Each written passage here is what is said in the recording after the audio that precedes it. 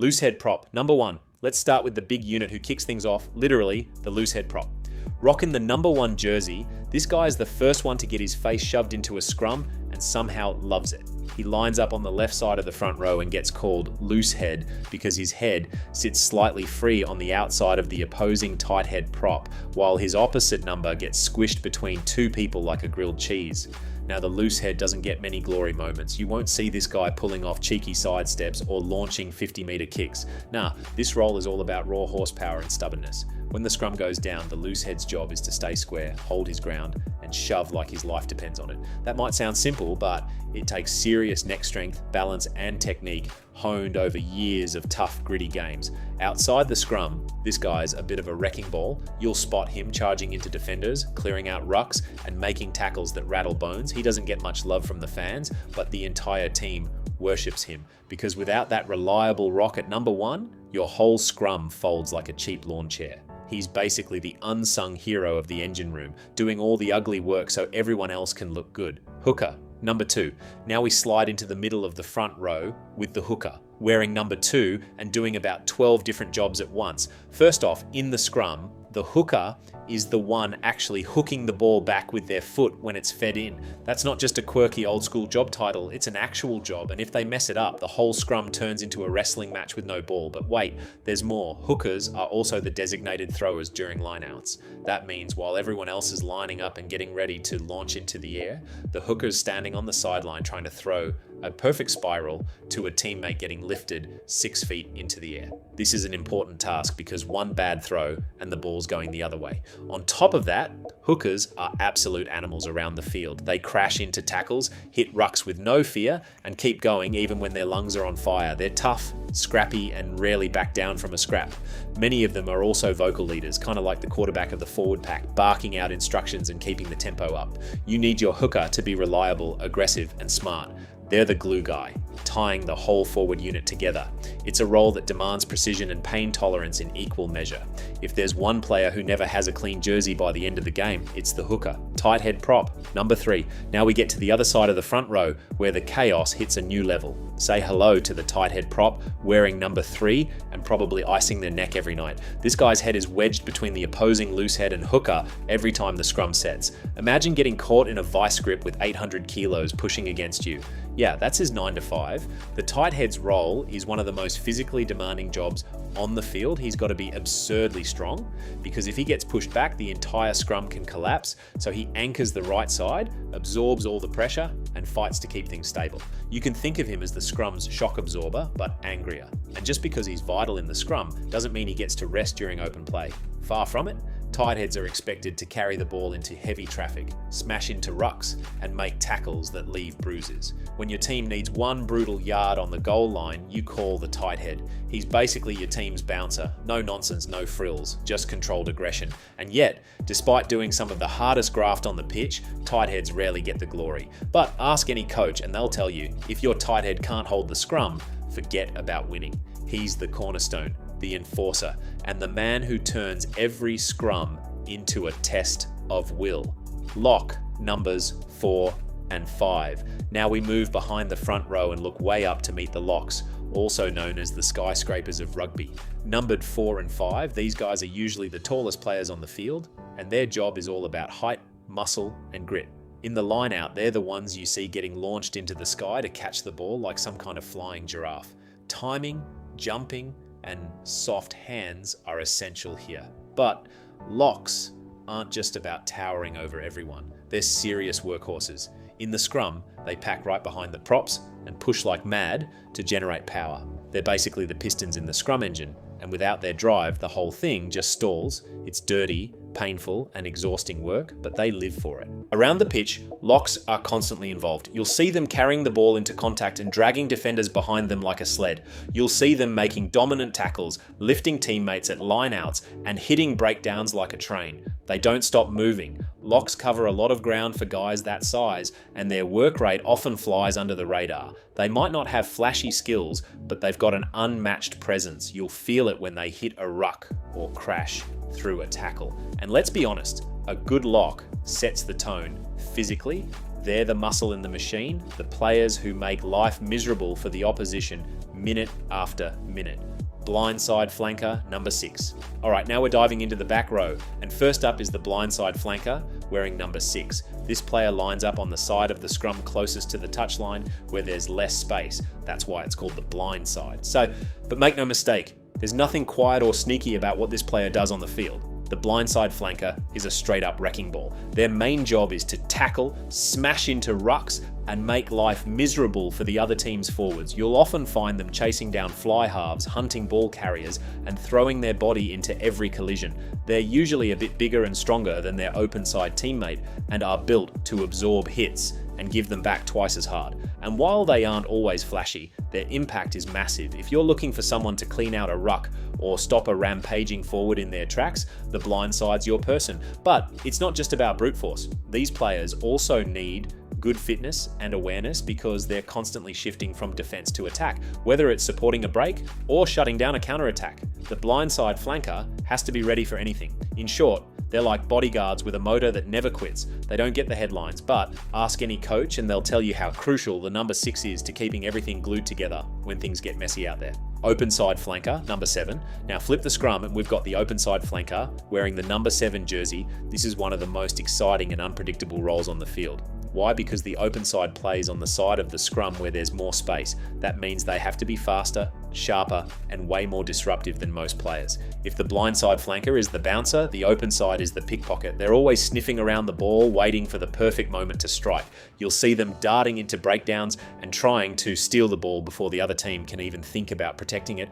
They need fast hands, a low center of gravity, and perfect timing. Miss it by a second and they risk giving away a penalty. But when they get it right, it's game-changing because turnovers from an Openside can swing momentum in an instant. That being said, they're not just breakdown thieves. Openside flankers also chase everything. Every kick, every loose ball, and every tackle. Their work rate is unreal. They don't stop running, harassing the opposition and plugging holes in defense. And with their speed, they often act as a surprise attacker too, popping up with their backs and causing chaos. Simply put, the Openside is the team's pest, in the best way of course. They live in the grey areas of the game, always walking that fine line between genius and illegal. And when they're at their best, they make the other team's life an absolute nightmare from start to finish. Number 8? Number 8. Now let's talk about the number 8. The name says it all. They literally wear the number 8 jersey and line up at the very back of the scrum. But don't think for a second that they're just chilling back there. This player has one of the most dynamic roles on the team. As the scrum moves, the number 8 controls the ball with their feet, deciding when to keep it in, when to pick it up, and when to launch forward. It's all about timing, power, and decision making.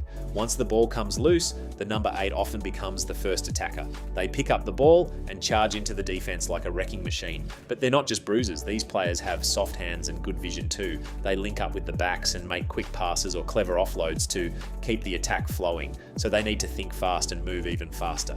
Defensively, they're just as important. They cover loads of ground, make strong tackles, and are usually great under the high ball. You'll often see them leaping in the air like wide receivers to catch kicks and start counter-attack. Basically, the number 8 does a bit of everything. They're like the Swiss Army knife of the forwards. They can carry like a flanker, pass like a back, and hit like a lock. It's one of the most well-rounded positions in the game, and when you've got a good one, the whole team feels it.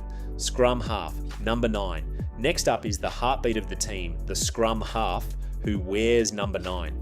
This player is usually one of the smallest out there, but don't let that fool you. The number 9 has a huge presence. They talk constantly, organise the forwards, and keep the game moving. Think of them as the link between the big forwards and the fast backs. Without them, everything just falls apart. They hang around scrums, rucks, and mauls, ready to snatch the ball the second it's available. Then, with one slick pass, they fire it off to the fly half or another back to keep things flowing. Their pass has to be sharp, fast, and right on target. There's no time to mess around because pressure is always closing in, but they don't just pass. A good scrum half knows when to kick, when to run, and when to slow things down. They have to read the field constantly, spotting gaps and reacting in real time. It's like playing chess at full speed while dodging flying bodies. And yeah, they've got to be tough, really tough. They're in the middle of the chaos, getting hit, stepped on, and pushed around, but they never back down. In fact, most scrum halves love the scrap. They thrive on energy and love getting under people's skin. They bring fire, leadership, and a serious attitude. All in all, the number 9 is one of the most important players on the field. They set the tempo, make the calls, and make sure everything runs like clockwork. Fly half, number 10, all right? Let's talk about the fly half. Number 10, that's the brains of the whole operation. If rugby was chess, this is your grandmaster. Everything runs through them. The scrum half feeds them the ball, and from that moment, they've got to make a decision in the blink of an eye. So what makes a great fly half? Well, for starters, it's the ice in their veins. The best fly halves are calm under fire, especially when angry forwards are charging at them like bulls. They need top-tier passing skills that are long, fast, and accurate, but they also need a boot that can control territory, kick for goal, or even send in cheeky little chips behind the defense. Vision is key too, as the 10 needs to see holes in the line before they even exist. And don't forget leadership. The fly half is the loudest voice in the back line. They're constantly talking, organising runners, and setting the tempo. When the game's going sideways, it's the fly half who either digs you out or digs the hole deeper. It's a pressure cooker role, but when they nail it, it's poetry in motion. It's pure class. And if you want highlights, just watch a fly half in form and you'll be hooked. Left wing, number 11, time to hit the jets. And we're talking about the left wing, number 11. This is the sprinter, the speedster, and the one with legs so fast they might as well be powered by rocket fuel.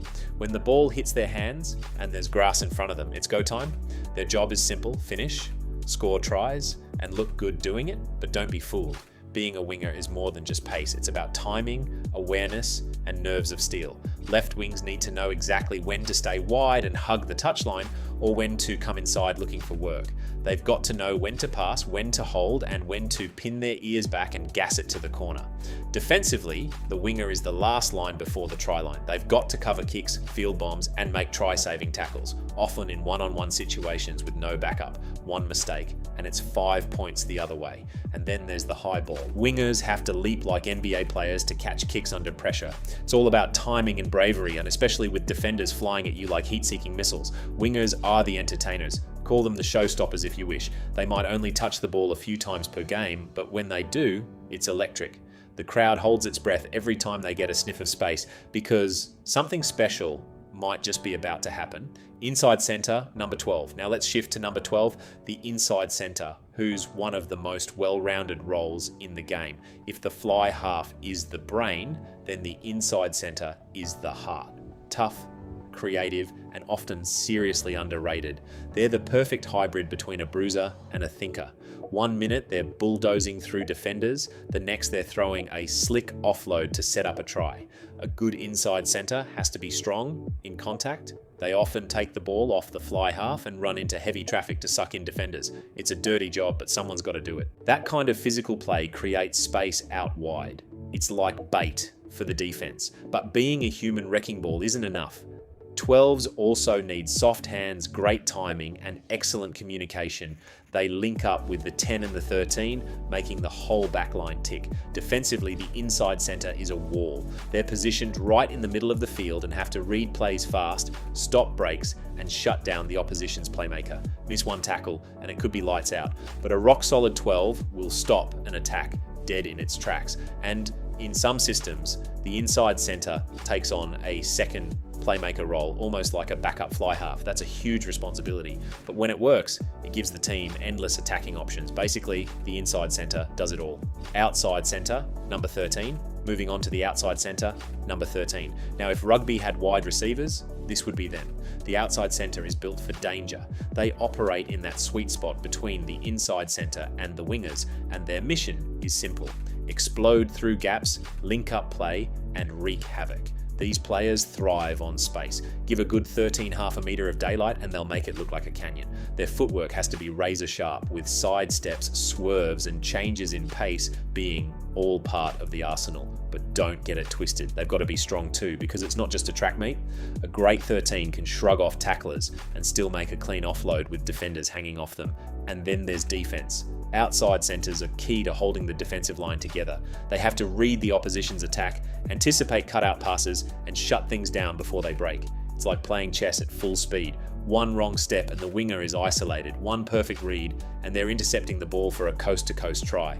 The outside centre is where chaos turns into brilliance. It's high risk, high reward. And when they hit top gear, watch out.